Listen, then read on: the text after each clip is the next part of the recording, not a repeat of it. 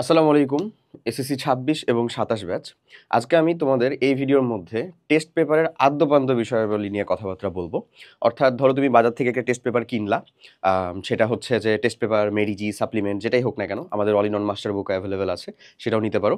So এটা নিলা। এখন নেওয়ার পরে তোমার এখানে আসলে অ্যাপ্রোচ কী হবে? তোমার তো সাবজেক্টের আলহামদুলিল্লাহ কোনো অভাব নাই। সায়েন্সেরই সাবজেক্ট আছে হচ্ছে ধরো ৫টা, ইনক্লুডিং জেনারেল ম্যাথ। তো আমরা আসলে একটা টেস্ট পেপার হাতে নেওয়ার পরে কোন অ্যাপ্রোচে পড়বো সেটা, এত কোয়েশ্চেন, এত এমসিকিউ, আবার সেখানে কিছু থিওরিটিক্যাল পার্টও আছে। এ টু জেড তুমি যাবতীয় যে নির্দেশনাবলী সেটা এই ভিডিওর মধ্যে ইনশাল্লাহ পেয়ে যাবা। সো ভিডিওটা শেষ অবধি দেখো তুমি, তাহলে আমি তোমাকে যেটা মানে সলভ করার যে টিপস অ্যান্ড ট্রিক্স সেটাও বলে দিব, সুন্দর একটা সোর্সেরও কথা বলে দিব, যে সোর্স থেকে তুমি চাইলে টেস্ট পেপারটাকে ক্লাস আকারেও কমপ্লিট করতে পারো। চলো শুরু করি। প্রথমত আমাদের আর কি এই একটা কনসেপ্ট জানা দরকার যে ভাই আমরা আসলে টেস্ট পেপার সলভটা করি কখন। দেখো মেইনলি টেস্ট পেপার সলভের দুইটা বেস্ট অ্যাপ্রোচ আছে। দুইটা বেস্ট অ্যাপ্রোচ। একটা অ্যাপ্রোচ হচ্ছে এমন, মানে এটা কাইন্ড অফ হচ্ছে ওই যে ওই কি বলবো, জিকে পড়ার মতন। জিকে বা জেনারেল নলেজ যারা সরকারি চাকরিজীবী তারা যেরকমভাবে পড়ে, সেটা হচ্ছে ধরো স্টুডেন্ট লাইফ থেকেই রেগুলার অল্প করে জিকে, সাম্প্রতিক জিনিসপাতি, বিষয়াবলী পড়তে থাকে, ভুলতে থাকে, আবার পড়ে, আবার ভুলে, এরকমভাবে চলে, বাট স্টিল সে একটা প্র্যাকটিসের মধ্যে থাকে। এটা খারাপ অ্যাপ্রোচ না, এটা ভালো অ্যাপ্রোচ। তো ওইরকমই অনেক মানুষজন একটা কাজ করে, সেটা হচ্ছে পার চ্যাপ্টারে হচ্ছে যে কি করে, পার চ্যাপ্টার একটা কমপ্লিট করলো, ধরো একটা সাবজেক্টের একটা চ্যাপ্টার কমপ্লিট করলো, সে সেটা টেস্ট পেপার সলভটা কমপ্লিট করে ফেলে। তার কাছে টেস্ট পেপারটা কই থেকে আসলো, আগের বছরের যে মেডিজিস, সাপ্লিমেন্ট বা টেস্ট পেপার আছে সেটাকে কমপ্লিট করে ফেলে। এটা একটা ভালো অ্যাপ্রোচ, খারাপ না। বাট যেটা বেস্ট অ্যাপ্রোচ সেটা হচ্ছে যে অ্যাটলিস্ট তোমার প্রি টেস্ট এবং টেস্ট এই টাইমে, অর্থাৎ তোমার এসএসসির ঠিক আগ মুহূর্তে এই টাইমের মধ্যে অবশ্যই তোমাকে কি কমপ্লিট করতে হবে বলো? এই টেস্ট পেপার সলভ করে কমপ্লিট করতেই হবে। সো তুমি প্রত্যেকদিন অল্প করে পড়তেছো, ভুলতেছো, ওই অ্যাপ্রোচও আগাতে পারো, যেটা আর কি এসএসসি ২৭ এখন শুরু করতে পারো। বাট ২৬-এর কাছে তো আর এরকম টাইম নাই আসলে, এখন তার প্রি টেস্ট অলরেডি চলতেছে, টেস্ট সামনে আছে, তার আগে তাকে টেস্ট পেপার অবভিয়াসলি সলভ করতে হবে।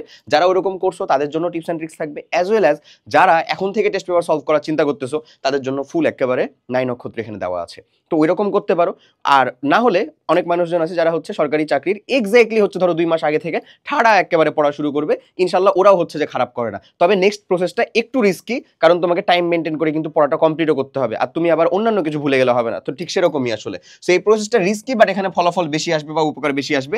এখানে খাটনি বেশি যেমন, তেমন এখানে আর কি কন্টিনিউয়াস ফলাফল আসবে। কন্টিনিউয়াস বলতে সময় ধরে চলতেই থাকবে। সো তোমার জন্য 26 যারা আছো তাদের জন্য একটাই অ্যাপ্রোচ এখন বাকি আছে, সেটা হচ্ছে টেস্ট আর মানে প্রি টেস্ট এবং টেস্টের এই টাইমের ভিতরে তোমাকে শেষ করতে হবে, এসএসসির আগ দিয়ে তোমাকে শেষ করতে হবে। আর যারা আমাদের 27 আছো তাদের কাছে দুইটা অ্যাপ্রোচই খোলা আছে, বাট আমি বলবো হচ্ছে যে পার চ্যাপ্টারে যেটা কন্টিনিউয়াস প্রসেস, এই কন্টিনিউয়াস প্রসেসের সাথেই থাকা। তাহলে তোমার স্কুলের পরীক্ষা, কোচিং এর পরীক্ষা, যে পরীক্ষাগুলো হচ্ছে দেখবা তুমি সেটাতেও ভালো করতেছো।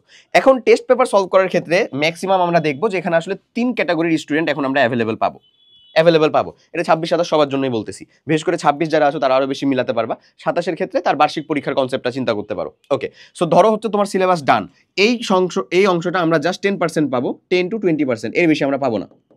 যে সিলেবাস ডান হয়ে গেছে, মানে ফুললি সিলেবাস ডান হয়ে গেছে এরকম।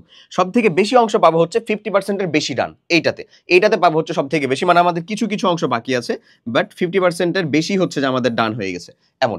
আর সব থেকে কম, বাট স্টিল সিলেবাস ডান হওয়ার থেকে বেশি পাবো হচ্ছে 50%-এর কম।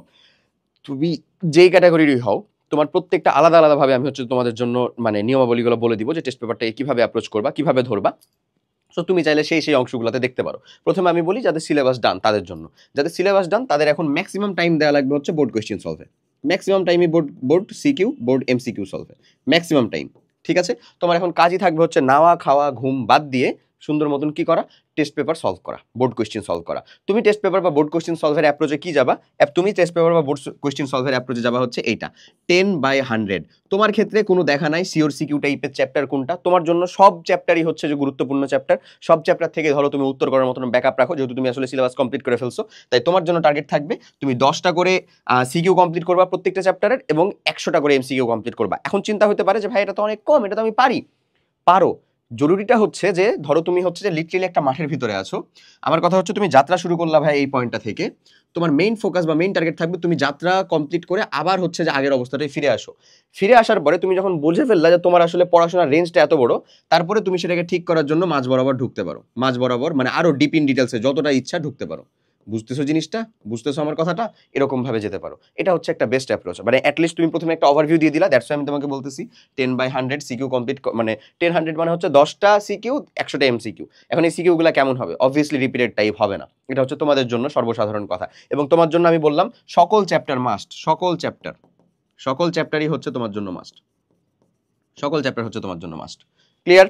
এরপরে আসো, যদি আমি বলি যে আমাদের যারা হচ্ছে যে এই যে জাস্ট 50%-এর বেশি সিলেবাস কভার করছো, বেশ কিছুটা আর কি বাকি আছে, তাদের জন্য অ্যাপ্রোচটা কি হতে পারে? তাদের জন্য 3টা পয়েন্টই খুব গুরুত্বপূর্ণ। ফার্স্ট, সব প্রশ্ন সলভ করার কোনো প্রকার প্রয়োজনীয়তা নাই, এটা টেন্ডেন্সির ভিতরে, মাথার ভিতরে ঢুকে রাখো।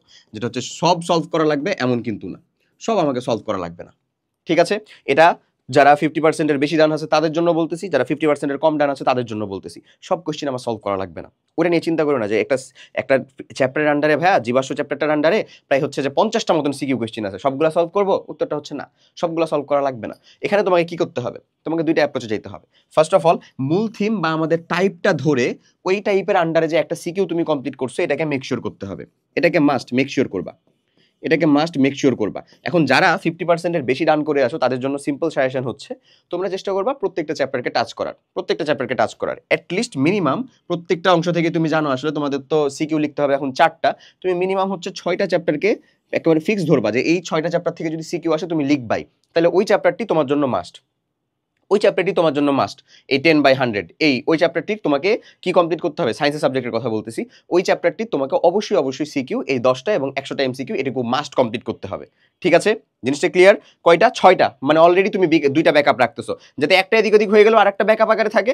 আর যে চ্যাপ্টারটাকে ধরেছো তুমি এখান থেকে আসবে এই টাইপের কোশ্চেন, ওটাতে একটু তো কঠিন চলে আসতে পারে, বলা যায় না। যদি চলে আসে তাহলে যেন আরেকটা তোমার কাছে স্টিল ব্যাকআপ থাকে। দ্যাটস ওয়াই তুমি 2টা ব্যাকআপ নিয়ে কাজ করবা, তুমি 2টা ব্যাকআপ রেখে কাজ করবা। বুঝা গেছে? ঠিক একই রকম ভাবে ওই ম্যাথের ভিতরে ধরো হচ্ছে যে পরিমিতি অংশ, ত্রিকোণমিতি অংশ, বীজগণিত অংশ, তারপর হচ্ছে জ্যামিতি অংশ, এরকম ভাবে এই টাইপটা ধরে ধরে মেইনটেইন করে হচ্ছে যে টার্গেটে রাখবা। ক্লিয়ার? ওকে। এরপরে যাদের অবস্থা আবার হচ্ছে ধরো 50%-এর কম, তারা এখানে কোন অ্যাপ্রোচে যাবা? তারা এখানে টার্গেটে নিবা হচ্ছে সিওর সিকিউ টাইপের চ্যাপ্টারে। তুমি এখন কিভাবে বুঝবা যে চ্যাপ্টার থেকে সিওর সিকিউ হবে কিনা? আমি বলতেছি, থামো।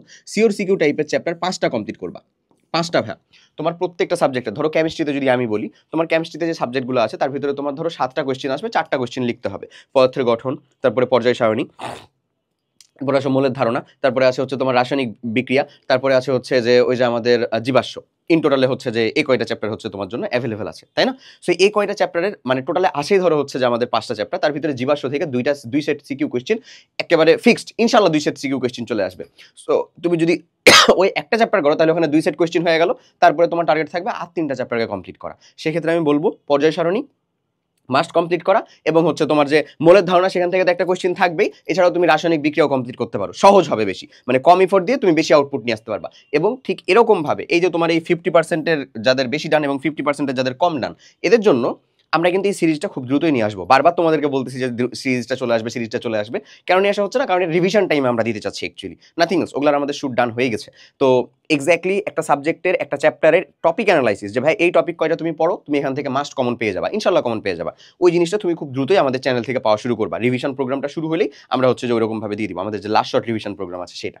আচ্ছা, এখন এটা হচ্ছে তোমাদের জন্য কথা। তো তুমি সিওর সিকিউ টাইপের 5টা চ্যাপ্টারকে একেবারে ধরবা, পিক করবা, যে 5টা থেকে আসলে যেন আমি উত্তর করতে পারি। সেখানে তোমার অ্যাপ্রোচ 10/100ও থাকতে পারে, এটা নিজের ক্যালিবারের উপর। এমন হতে পারে যে তুমি আসলে একটু ফাঁকিবাজ, বাট তুমি পড়লে পারো, তাহলে তোমাকে বলবো তুমি 10/100 অ্যাপ্রোচে যাও। আবার অনেক মানুষজন আছে যে ভাই আমার পড়া আসলে অনেকটাই বাকি এবং আমার কনফিডেন্ট লেভেলটা হচ্ছে সেই লেভেলে আসতেছে না, তো আমি যেহেতু হচ্ছে যে আমার একাডেমিকটাও ক্লিয়ার করতে চাচ্ছি অ্যাজ ওয়েল অ্যাজ আমার সিকিউটা যেন সলভ হয়ে থাকে, তাদের জন্য বলবো তুমি 5/50 রুলেও যেতে পারো।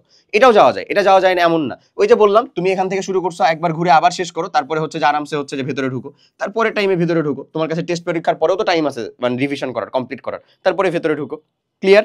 এরপরে যেটা কথা সেটা হচ্ছে টেস্ট পেপার সলভ করার জন্য, আশা করি দুইজনই বুঝছো, টেস্ট পেপার সলভ করার জন্য সব সময় তোমাদেরকে একটা জিনিস মেনটেন করতে হবে, বিশেষ করে এই 2 ক্যাটাগরি মাস্ট।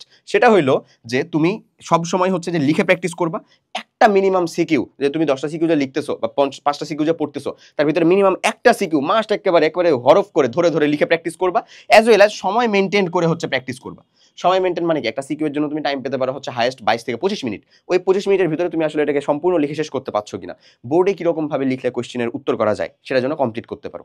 এখন আসো, এই কথাই তোমাকে বলছিলাম যে তোমার জন্য যে সোর্সটা, আমাদের যে ক্লাস মানে এসএসসি 26-এর যে অনস্টপ একাডেমিক প্রোগ্রাম আছে, যে একাডেমিক প্রোগ্রাম, আমি এখনো একাডেমিক প্রোগ্রামের কথাই বলতেছি। এই একাডেমিক প্রোগ্রাম যেটা আছে, সেই একাডেমিক প্রোগ্রামের ভিতরে টেস্ট পেপার সলভিং ক্লাস যুক্ত করা আছে। বুঝছো? টেস্ট পেপার সলভিং ক্লাস আছে। এই টেস্ট পেপার সলভিং ক্লাসগুলো কমপ্লিট করার মাধ্যমে তুমি তোমার টেস্ট পেপার সলভিংয়ে কিভাবে টেস্ট পেপারটাকে সলভ করতে হবে, এখান থেকে কেমন টাইপের কোয়েশ্চেনারিজ আসতে পারে, কি ধরনের হইতে পারে, সেটা হচ্ছে কমপ্লিট করে ফেলতে পারবা। এবং সেটা কিন্তু কমপ্লিট করে ফেলতে পারবা অ্যাজ ওয়েল অ্যাজ যারা হচ্ছে আমাদের এই 50% অথবা তার বেশি ডান এবং সিলেবাস ডান হয়ে আছে, এরাও চাইলে কমপ্লিট করতে পারে। বাট এদের যাদের টার্গেট হচ্ছে লিটারালি আমি 90 শুধু না 95+ আপ মার্ক চেষ্টা করবো, তাদের জন্য আমি হচ্ছে বলবো আমাদের একটা সিগনেচার প্রোগ্রাম, সেটা হচ্ছে এসএসসি স্কলারশিপ প্রোগ্রাম।